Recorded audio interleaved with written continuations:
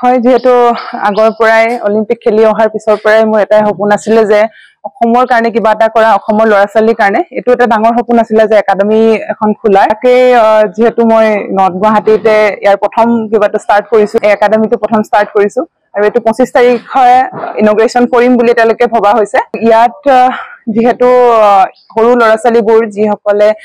বক্সিঙত কৰিব বিচাৰে স্পৰ্টছত তেওঁলোকে ভাল কৰিব বিচাৰে তেওঁলোকৰ কাৰণে কৰা হৈছে ইয়াত মই একেবাৰে কম যাতে তেওঁলোকৰ খৰচাত ইয়াত হ'ব পাৰে হেতু কথা মই চিন্তা কৰিছো কাৰণ মই জানো একেবাৰে গাঁৱৰ ল'ৰা ছোৱালীবোৰৰ বহুত টেলেন্ট আছে তেওঁলোকক যদি মই উলিয়াই নিব পাৰো মোৰ বাবে এটা মোৰ এটা ডাঙৰ সপোন পুৰা হ'ব আৰু ইয়াত ধৰি লওক আমাৰ বক্সিং ৰিং আৰু বক্সিঙৰ যোনখিনি ট্ৰেইনিং হ'ব সেইখিনি হ'ব লগতে জিম আছে সেইখিনি সকলোখিনি ফেচিলিটি দিবৰ কাৰণে ট্ৰাই কৰিছো বহুত হাই লেভেলৰ নহয় কিন্তু মই যিমান পাৰিছো নিজৰ ফালৰ পৰা চেষ্টা কৰিছো যাতে মই হিমানখিনি সুবিধা দিব পাৰো আৰু যোনসকলে